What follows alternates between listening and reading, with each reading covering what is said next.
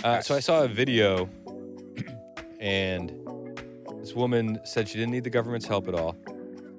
And then she said if the government doesn't give the money for the food stamps, black lady, that she was going to resort to cannibalism. She was going to eat white people. Eat white people. Okay. I'd assume you would eat a white person. Why? Why is that? I would just think that we would taste the best. Is that racist? I don't know if that's racist or not. What do you go for on Thanksgiving? White meat.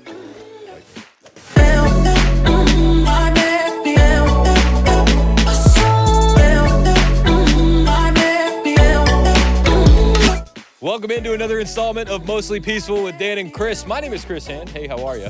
Dan Mandis to my left, and we do this every Saturday where we just talk about the absurdity of the week past. And it's been an absurd. A lot of absurdity. A lot of absurdity. If there was a word of the week, I think absurdity might be right up there. Oh, my gosh. No Snap November on the way. Are you excited? No Snap November? Yeah. What is that?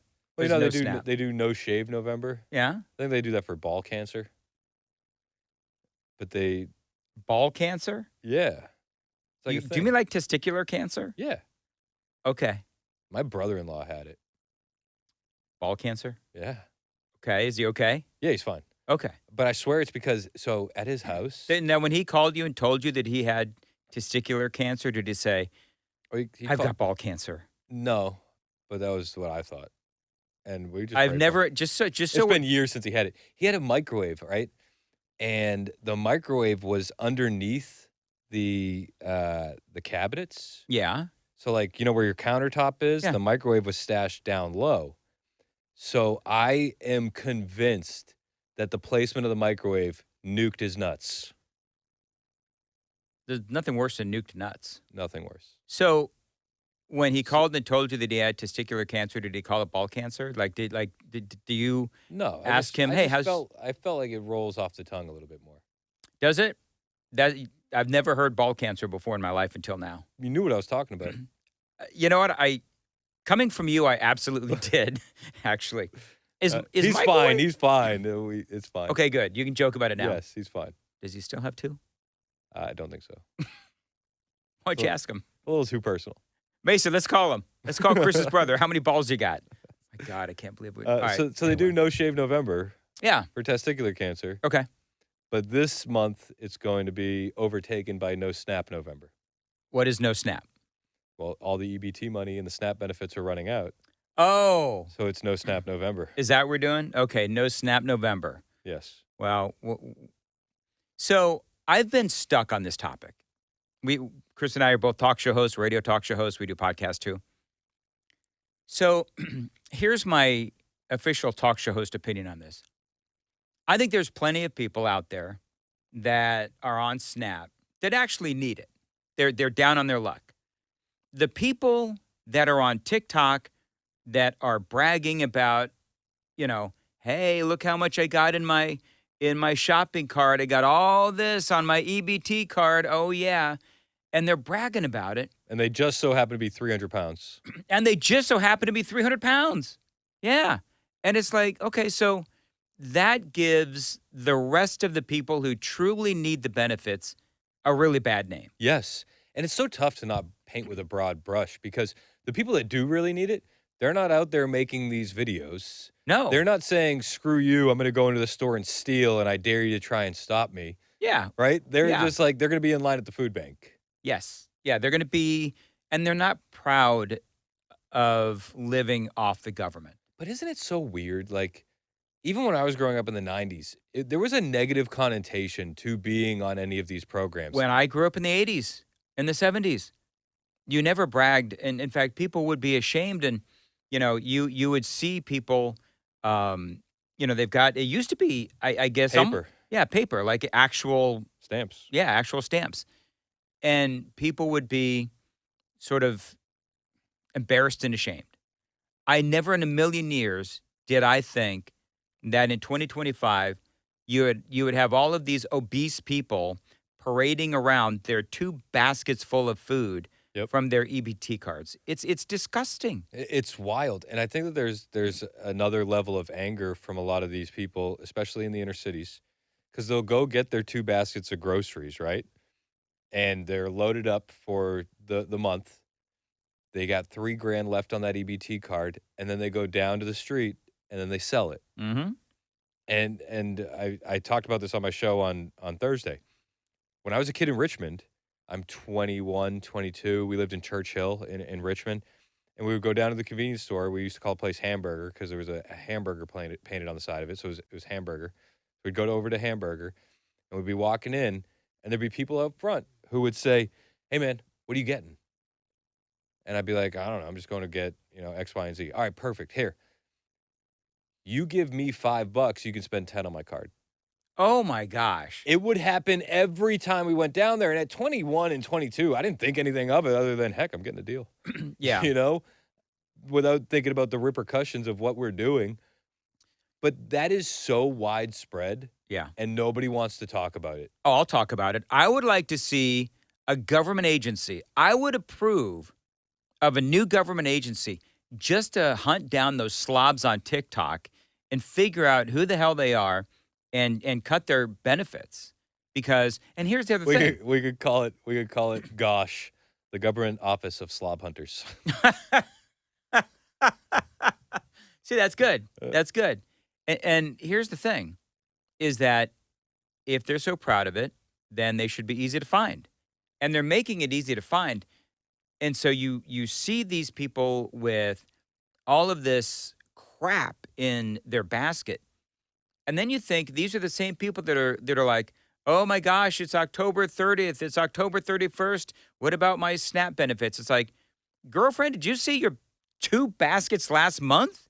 You don't have any food left over? And in the videos, it's like nails done, hair's done, makeup's on point. The nails like 5 feet long. And you those know are what I mean? expensive. So, like, where are you making sacrifices in your life if you need to be on government assistance? None. They're not making any sacrifices. They're living high on the hog. Yeah. Yeah.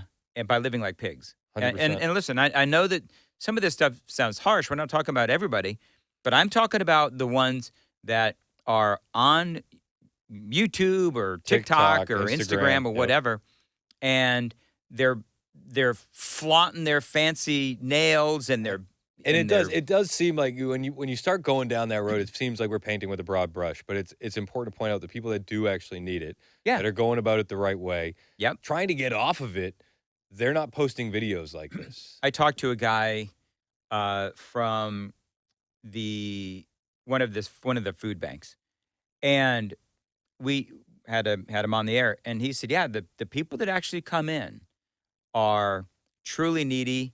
They have run off, they in a run of bad luck. They bring their kids in, and they're truly trying to make something of themselves." Those are the people that I actually have a lot of respect for. I mean, they want to be self-sufficient, and there's a lot of people out there that do want to be self-sufficient.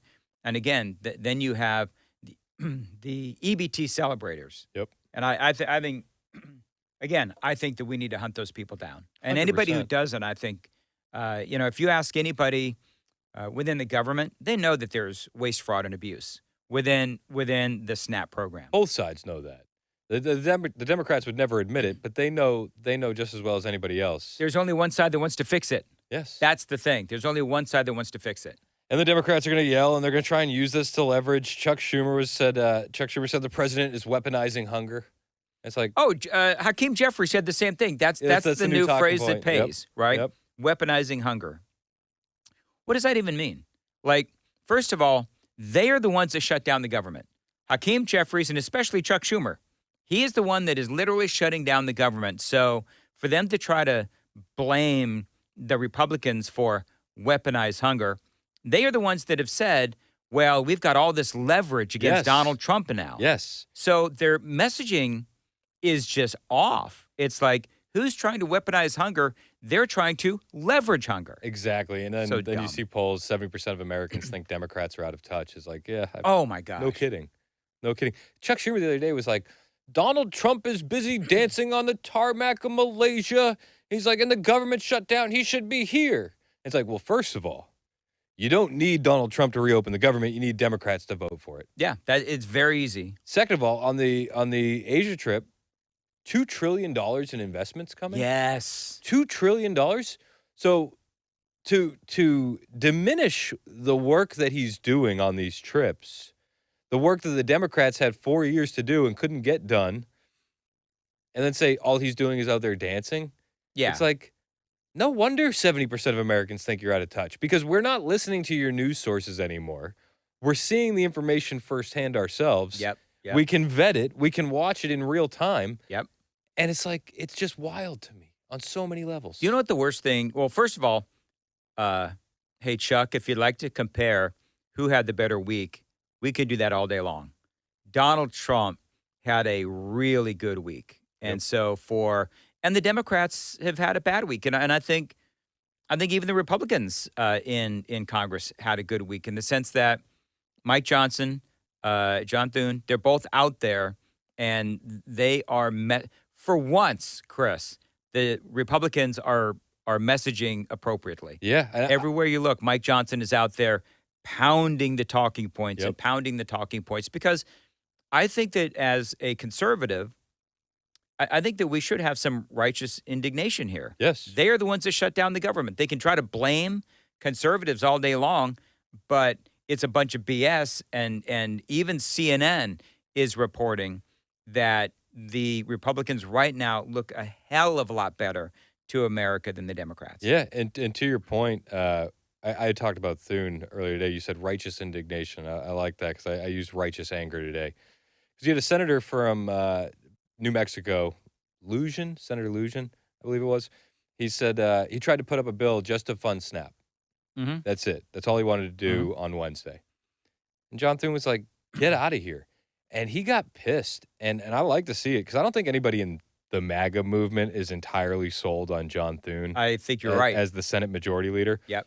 But he's like, screw you guys. We have voted to fund SNAP 13 times now. Yes. You guys have voted against funding SNAP and WIC 13 times. Remove the crocodile tears. Like, we're not playing these stupid games. Mm-hmm. Open the government, and it gets funded. Yep. It's really simple. How long do you think it's going to go, though? People are saying that there's backroom negotiation. Heck, you know what? By the time this airs on Saturday morning, we're taping this on Thursday. So it might be open by Saturday. There is supposedly some backroom negotiations going on right now. I believe the Democrats are beginning to panic. I believe that they're seeing the polling on CNN, and they are trying to figure out a way to come out of this without egg on their face and the tail between their legs. Yep. They need to come out with, hey, this is what we got for our side. But if you're the Republicans, you can't let them come out of this. Here's my question. Would the Democrats allow the Republicans to come out with a win or a talking point? No, they wouldn't. So if I'm the Republicans and I'm John Thune and Mike Johnson and President Trump, I'm saying screw the Democrats. Yes. I believe that the Republicans have the Democrats in a vice grip. You know what I mean? We have the opportunity to beat them for good. Soundly. Yes. So I think personally, I hope that it ends soon for the sake of the people that truly need SNAP. But it's also been rather fun to watch all of the people on Instagram and TikTok cursing and panicking that they're not going to get their benefits. Can we play some of those? Yeah, we can definitely play some of those. All right. So these are some of the videos that you showed on your show. Yes. And this is great. Watch this. If I came in your house with all my bags, picking out all your food, deep freezer, snacks, your grandmama's milk, and everything, what you gonna do? I'm curious. What you gonna do if I was to walk in your house and go grocery shopping in your shit? Donald motherfucking Orange Man J. Trump. I'm gonna tell you just like this. What the fuck you mean? Who ain't getting that goddamn food stamps in goddamn November? Cause I'm getting my goddamn shit. I don't know about the rest of you motherfuckers, but I'm getting my shit. Cause I'm gonna tell you just like this on Jesus Lamar motherfucking Christ. I will be at motherfucking Walmart with my steel toes on and my motherfucking helmet, and I dare a bitch try to stop me from walking out that motherfucking store with my groceries. You know what? Since they want to take food stamps away, I'm going to fucking Walmart. I'm going to rack up any damn Walmart, throw that shit right in the basket. I'm coming right about that bitch. Move, get the fuck out of my way. I'm not paying for a damn thing. It about to be some shit. I'm about to go in that bitch masked up, you hear me? Masked up, racking every damn thing up off the damn shelf, throwing that shit in the basket. Y'all got the game fucked all the way up, son. Believe it. Watch this. Y'all think I'm playing? Watch this, you hear me? Watch this. Put this in the car. Phew, I'm out of there. I'm out of there. And that's just a small sample. Yeah. There's hundreds of videos like this out there. You know what? People threatening violence because the government won't pay for their food. Do you remember? I remember in California, we'd go to parks, national parks and stuff, and there's always the "Don't feed the bears" sign. And I remember, I'm going somewhere with this. Careful, Mandis. Careful. and I asked my dad, why are you? I was a little kid. Why aren't you allowed to feed the bears? Yeah, you've seen Yogi Bear. That's exactly right. And my dad said, because if you feed the wild animals, they get used to being fed, and they lose their instinct to hunt. Same principle applies here.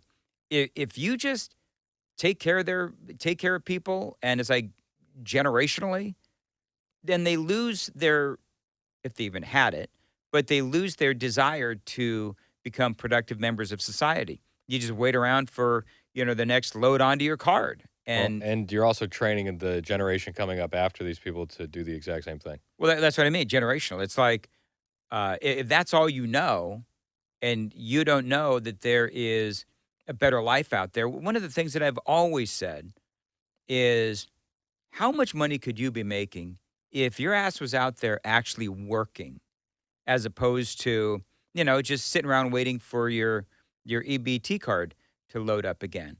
I mean, there's a lot of jobs out there. That's number one. There's a lot of jobs. So get up off the couch and go work at Target, go work at Walmart, go work someplace and make some actual money.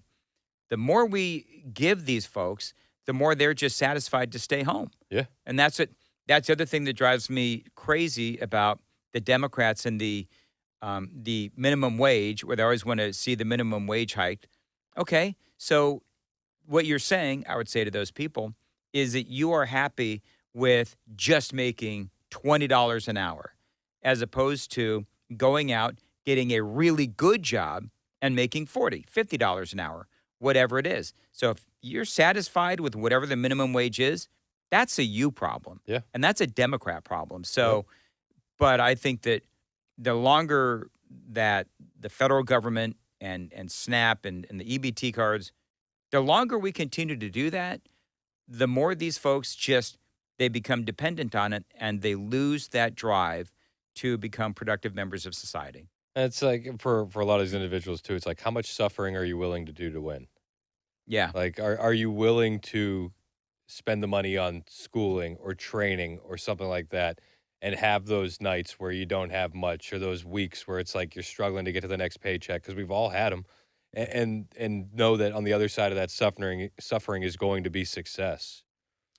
Well, one of the things we also can't forget is that, there's some people, they call them the working poor, where there are people who they actually work for a living, and they just, for whatever reason, they don't make a livable wage. Yep. There are people like that as well.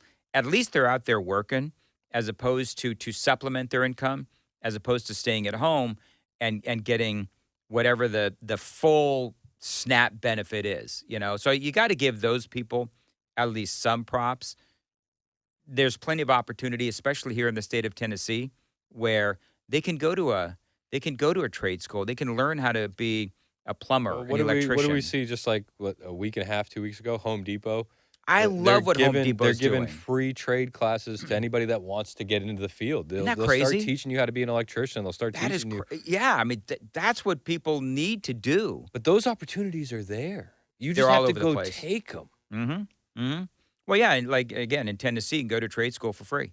If I forget what all the Tennessee Promise, I forget all the requirements, yeah. but I mean, those opportunities are there for anybody who wants them.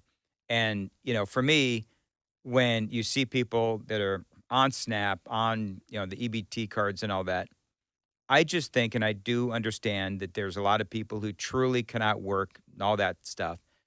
But there's people out there that could work and they just rip off the system. Yeah, I mean, do you think that it's the majority on food stamps that and EBT and SNAP that can't work, or do you think that it's the majority that are taking advantage of the system? Well, one of the things I would point out, a lot of those people that are on SNAP, I don't know the numbers, but they are children. So they're kids. I don't believe the kids should be penalized for the malfeasance of the parents. That being said, I don't know what the majority is. I think if you just surmise from what we see on TikTok, it's probably a pretty fair amount of them. But again, you don't want to tarnish the people that truly need SNAP because of the really bad behavior of those people that are proud of it. Even some of the moms out there that are posting these videos and they're angry and they're threatening, it's like, I still feel bad for them. Yeah. Like, at a certain level, it's like they are just scared. There was one, and I played it on my show, where she is complaining about the fact that she isn't going to get her EBT and her food stamps and all that kind of stuff. And she says, it's bad enough. We can barely afford the car, the rent, this, the that, got to buy gas. And now I'm pregnant. And it's like, Personal responsibility much? Look, if you are having a hard time paying the bills, you can always go get some birth control at the local health center. Yes. You know what I mean? So it's just, it gets really frustrating where it is not our job to take care of the people who simply keep making bad decisions. Also, it's not like it's a surprise. No. You know what I mean? It's like, Yeah. wait. That causes that?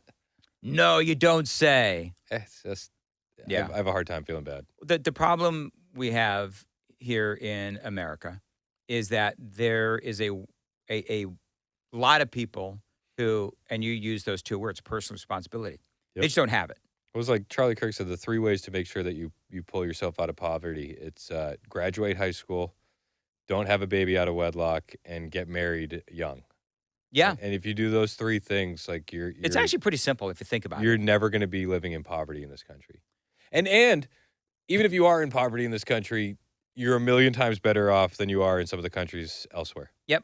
Well, because there's so much opportunity. That's what it is. We have so much opportunity in this country. And for people to simply let it go to waste by not taking advantage of that opportunity, I think that is an absolute shame. You're talking about JD Vance. Yes. JD Vance at the Turning Point USA. Awesome.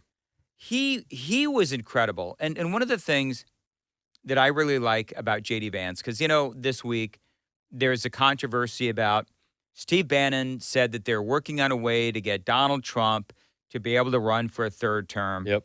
I don't know if he was serious or if he's just trying to trigger people, Steve Bannon.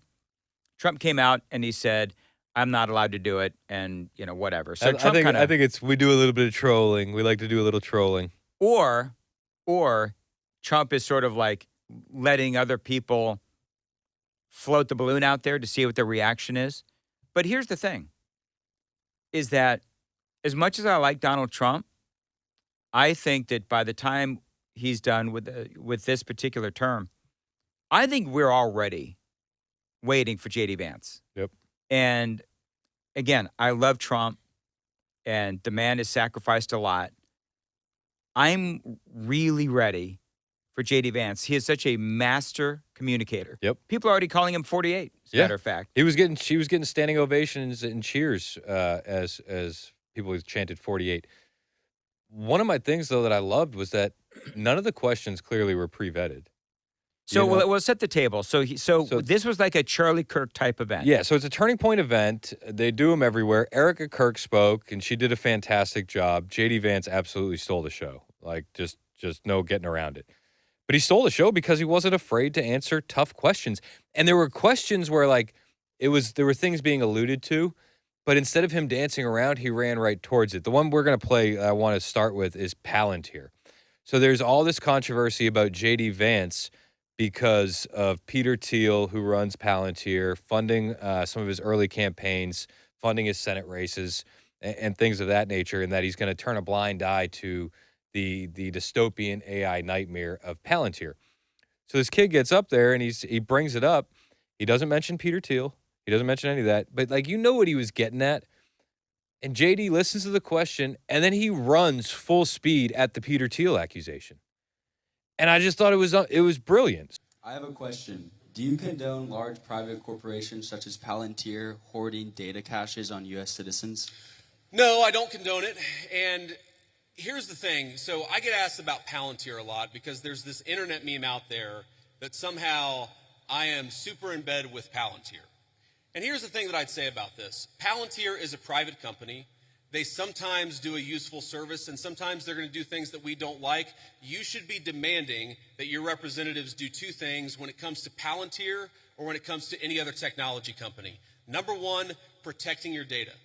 What's going on with artificial intelligence is going to mean that there are massive inducements to steal your data, to harvest it, and to use it against you to sell digital advertisements. That is not what I believe in, and I've been fighting against it, whether it's Palantir or any other technology company, literally before I ran for office. When I ran for office, I was criticized by Republicans in my Republican Senate primary because I was talking then about Google and Facebook harvesting our data. It's unacceptable. I don't care who does it. I don't want them to do it. Number two, and this is also very important, what's going on with artificial intelligence, we got to be worried about large-scale surveillance, okay? Everything. When you asked about Palantir, do you know that every time you make a credit card transaction, the credit card companies are collecting data on how you spend your money? Do you know that every time you linger over a link on the internet for more than a half second, the search engines are collecting data on you so that they can sell you advertisements? One of the biggest questions for American policy over the next 10 years is how to ensure that you are a sovereign citizen. And you cannot be a sovereign citizen if any private corporation or any government can steal something from you that belongs to you. Yes, sir. Thank you. Thank you. Not only does he see where the question was going and run towards it, which I don't know if any other politician would do that. Very few would. I think, watch me trigger Chris. I think DeSantis has the ability to do that. Oh, he'd run anywhere in those boots. I knew But you're right. But you're right. You run towards the question. You don't run away from or dance around it. And then the other point I made on my show is that you hear him talking about AI, data capture, Facebook, Meta, all these different companies, right? I'm a big fan of the U.S. trying to lead AI because somebody's going to do it. Yep. One way or another. So which dystopian future would you prefer? The one ruled by China or the one ruled by America? So I think we have to do it. Yeah.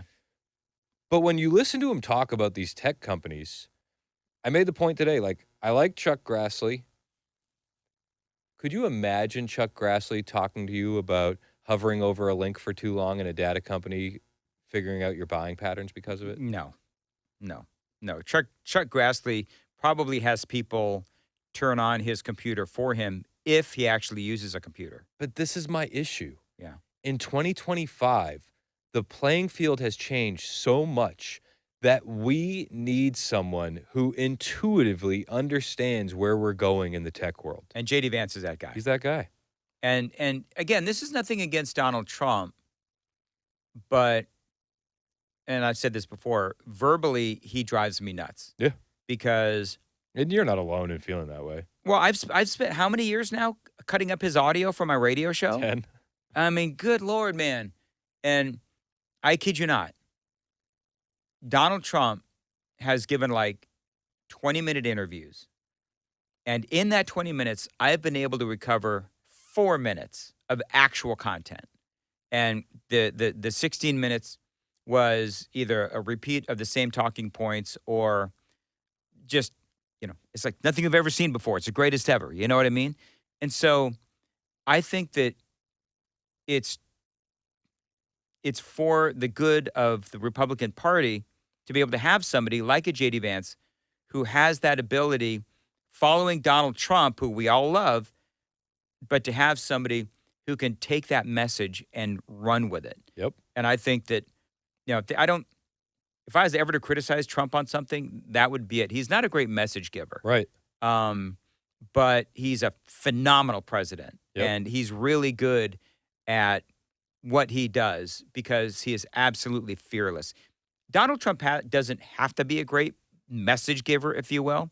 He argues really well, and he's a fighter. He's a fighter. He's the fighter we needed. And I remember, like in 2016, one of his famous quotes was, "I'm going to teach the Republican Party how to fight." Yes, Do you remember that? I remember that. I do, and I loved it. If there's any promises that he's made and kept, he has taught the Republican Party how to fight. Well, he changed he changed the Republican Party. Yes, like he remember when we used to cower at being called a racist? Yes, and he changed all that. Like even as recent as during the Obama years, Republicans would cower at being called a racist, and I don't know if it was. And this is actually an interesting conversation. Republicans no longer cower at being called names. right. Because Trump is the one that sort of taught us about, being strong. Being a strong conservative means a number of different things these days.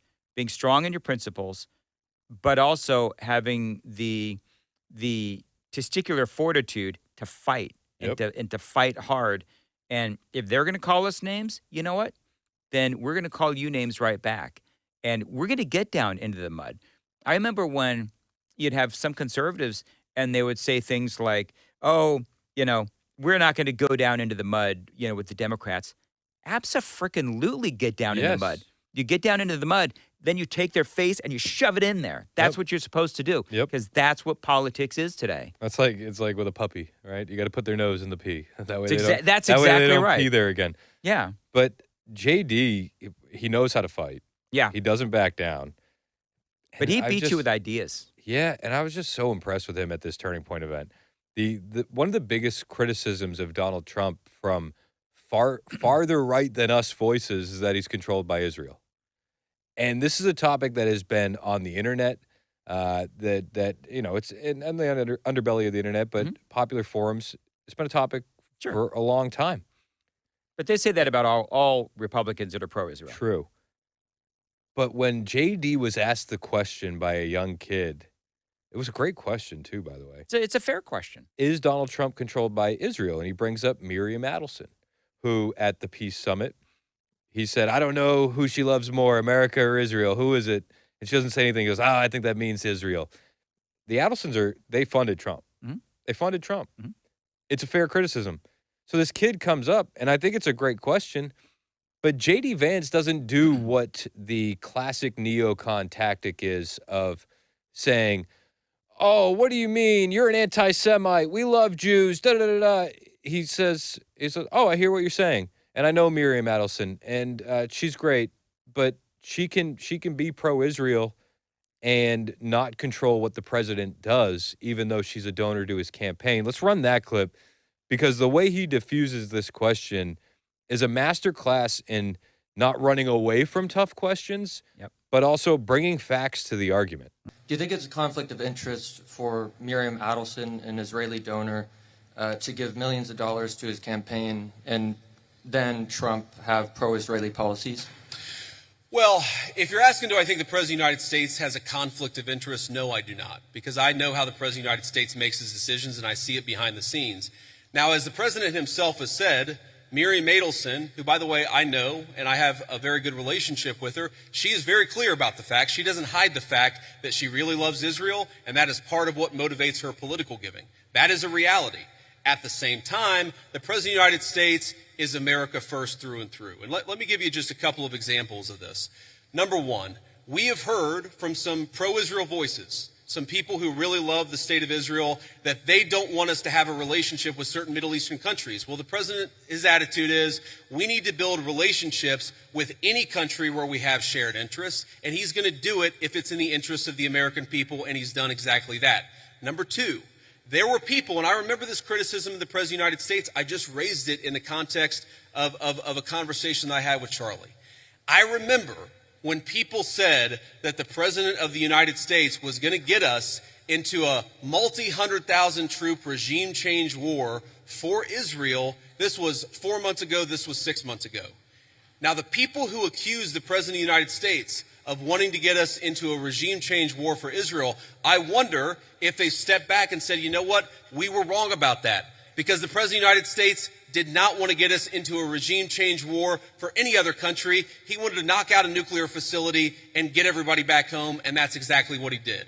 So I understand there's some frustrations out there, but I think the President of the United States, more than any president of my lifetime, is willing to stand up to anybody if he thinks it puts the interests of the American people first. Thank you. If he's completely controlled by Israel, why are we making these relationships with these countries in the Middle East? Right. If he's completely controlled by Israel, why didn't we go full in on regime change? Mm-hmm. And he said, are there anybody apologizing for that? And I said, I paused it when I played on my show. I said, I apologized. Full disclosure. I didn't see that as a third option, just bombing and getting out of there. I thought we were absolutely going to be dragged into that conflict. But Trump is the only guy that could have done it this way. And do you know what Trump did? He put leverage on Israel. He took leverage on Israel. And as far as when you talk about the Middle East, you've got to talk about and you do, and I do, all of it, right? Mm-hmm. You've got to talk about Israel. You've got to talk about Iran funding Hezbollah and Hamas and Saudi Arabia and Joe Biden, allowing Iran to sell oil again, not paying attention to the sanctions, all of that stuff. Pallets of cash. Yes, exactly. But I think that you can be a conservative, a Republican, and you can be pro-Israel, as JD said, without being controlled by it. I would say that Trump has told Benjamin Netanyahu on a number of different occasions, shut the F up. Well, remember when they had that one ceasefire deal in place, and then this was with Iran, and Israel was sending jets in there, and he's on the White House lawn. He goes, they don't know what the fuck they're doing. That's exactly right. And I remember that. And that anger was aimed at Israel. Mm-hmm. That was a message at Israel, and specifically at Benjamin Netanyahu. But the other thing, when you talk about the Middle East and you talk about Israel, remember what the other option was. Because I don't think Benjamin Netanyahu, be honest with you, I don't necessarily think he was all in on the peace deal with Gaza. I don't know if he was all in with Hamas.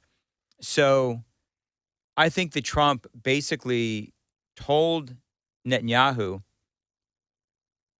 we're going to get to a point where I'm not necessarily going to have your back. So you need to be all in on trying to come up with a ceasefire and a long-term peace deal. Because if you don't, there's going to come a time where we're done. Yeah, well, because they're also paying attention to the conversation. Yep. It's really weird when you look at the Israel conversation. It's not a split on left and right. No, it's not. It's a split on old and young. So if you keep going down this route, you're eventually going to lose all the supporters that you have just by time taking its toll. Yeah. And to derail any criticism of a foreign government who's accepting American aid as anti-Semitism, you're doing just what the left did to Republicans, calling us racist and Nazis. You're devaluing this term. It's not anti-Semitic to say I don't want to be in a forever war. It's not anti-Semitic to say I think that they have a little bit too much influence on members of Congress with AIPAC. That's not an anti-Semitic thing to say. It has nothing to do with a religion. It has something to do with a foreign government. But when you shout these people down by calling them anti-Semites, You lose credibility. And you're not silencing them either. No, you make them louder. You're giving them more fuel to that fire, and they're going, see, this is exactly what I'm talking about. Yep. If you refuse to answer a simple question, then that non-answer tells your enemies everything that they need to know. But if you do what JD did with that kid, where you calmly say, okay, I hear you, X, Y, Z. Yeah. Well, it's like when somebody calls me as a talk show host and they're coming in hot, right? And they're pissed off at me and so forth. One of two things you can do. You can shout right back at them, or you can say, I get what you're saying. And what I usually do is, I get what you're saying. We can either have a conversation or we can yell at each other. Which would you like to do? I actually said that to somebody one time. And every single time people will say, I want you to answer my question, or I want you to address, okay, fine. I understand your point. I like JD did, XYZ. That is the best way to diffuse anybody, is by acknowledging that you hear them, you understand them. Now, here's why you're an idiot. But you do it very calmly and Yep. if you can, politely. Yeah. Because at the end of the day, having a conversation is far more respectable than screaming. Look, But there's a style of like conservatives who just go right to you're an anti-Semite. I'm like, guys, we're not going to win these people back by calling them that. well, And we're not going to win the argument or prove our point that we're not controlled by Israel. Well, and just because you, and by the way, just so you folks know, I am as pro-Israel as anybody. I hardcore, but I am also smart enough, perhaps, to understand that there are people out there that have a very valid concern about our politicians being controlled by Israel. Now, personally, I don't believe that is what's going on, but it is a serious conversation within our party that our party needs to deal with. Yeah. So, And especially on the other side, where they have the BDS movement, which boycott, divest, and sanction, where they're trying to literally destroy Israel. So, as conservatives, as Republicans, we need to have that conversation. Yes. Because I believe that Israel is our friend, Yeah. major ally, and we also have to understand that they do help us within foreign policy in the Middle East. Well, and ignoring the conversation isn't going to make it go away. No. You know, like think about conservatives with Ilhan Omar. She's on video saying that she is representing Somalia in U.S. Congress. Oh, yeah. It's horrible. It's Somalia first. I have an issue with that. Oh, absolutely. I have a massive issue with that. And I would have an issue with somebody putting any country before America. Yeah. Should we hold our allies in high regard? Absolutely.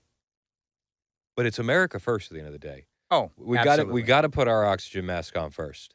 But then the question is, okay, so, and I don't want to go too deep into this, but you could say that being a good ally with Israel actually is America first, because they do help us in the Middle East with things like intelligence and so forth. But Israel needs us a hell of a lot more than we need them. Exactly. So, And then I think that they're beginning to come around to that. hey, can we talk about Afton Bain? Yes. So, if you're watching from Tennessee, we have a state representative, Afton Bain, who is running for Congress. Mark Green's seat. Mark Green's seat. And so Mark Green resigned, 7th Congressional District. And so Afton is a Democrat. But I've got a big problem with how they are marketing an Afton Bain appearance with none other than Jasmine Crockett. So Jasmine Crockett is flying in, and probably on an airplane, not by blinking her eyelashes. It's not a broom. It's not a broom. And but they're labeling this, they're marketing this as a town hall. But it's not a town hall. It's a closed-door event, surrounded, obviously, and people in attendance who are Vetted. and allies. That's not a town hall. No. So here she is with her campaign young, just in the early beginnings of the campaign, where we're now in the general election cycle running against a guy named Matt Van Epps. But she's lying about what this thing is. So her campaign, they're lying already. And she's going to come out with a bunch of staged content. Oh, yeah. Where the questions have been pre-vetted. The questions, she's got predetermined answers in her mind at the very least. Donald Trump is Hitler, isn't he? Yep. Right? And she'll just go ahead and... And then they'll post them on social media, and they'll say, look at what the people are saying at this town hall. Yeah. And like you said, it's not a town hall. It's No. a private event. Whereas you look at what JD Vance did at the Turning Point, and they literally just let the kids ask whatever they want. Yeah. No matter how uncomfortable it might be. And he Right. answers them calmly. Do you think that she could answer questions No. the way that JD Vance could? Mm-mm. No, because I've seen her interviewed, radio interviews. She won't come on my show. I don't know if you've tried to get her on, but she early on would come on Matt Murphy's show in the afternoon on WTN. And I think she realized that she looks really dumb when she's on. And I mean, I'm just going to tell you, it would not end well for her if she was on my show. No. And... But that's every Democrat. I've invited State Senator Heidi Campbell on my show a bunch of times, and I've texted her and I got her phone number, so I texted her. I've called her. Yeah. I've tweeted at her. She won't. They won't come on. No, they won't. Because I think they know what the end result is. They look dumb. Well, they do. They look dumb, and their pants are pulled down because they don't have ideas. What did we talk about last week? We talked about the No Kings rallies or protests, whatever you want to call them. Did you see Nancy Pelosi said that those weren't political and they were totally spontaneous and organic? Because I see the Democrats every day. You saw a march that was not political, and the value of it was that it wasn't political. No King's Day. It was spontaneous, organic, but everybody was there. She said that? She said that. What a dumbass. I mean, George Soros obviously was a big part of the funding, and some of those signs were professionally made. Yes. And a lot of that's just dumb. Yeah. There's investigative journalists who have exposed all of this. You're welcome to find it on Twitter. Can I ask this? So if they were spur of the moment, how did they have time to rent those furry costumes? Right? So I think it's, well, the other thing is, did she really say spontaneous? Spontaneous and organic. It was planned They knew for about a these month. weeks in advance. Yeah. She's such spontaneously coordinated. Yes, spontaneously coordinated. All right, back to Afton Ben. I didn't mean to get you off on a sidetrack. You were saying she's really, really dumb, and she's afraid to come on our shows because she doesn't want to look dumb.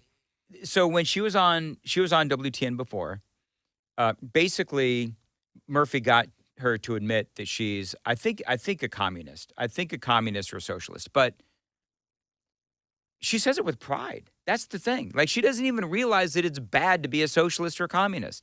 So that's number one. And you know what commies do with useful idiots. I sure do. So the problem that she's going to have is that it's like a lot of Democrats.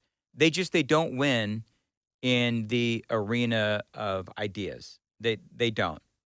And I have not seen with Afton, I haven't seen her present anything other than, the usual leftist talking points that would show that she would be able to, for example, debate Matt Van Epps, who is the Republican running for that seat. I don't think that he would wipe the floor with her. Yes, 100%. But then you run the risk of being looked upon as a bully.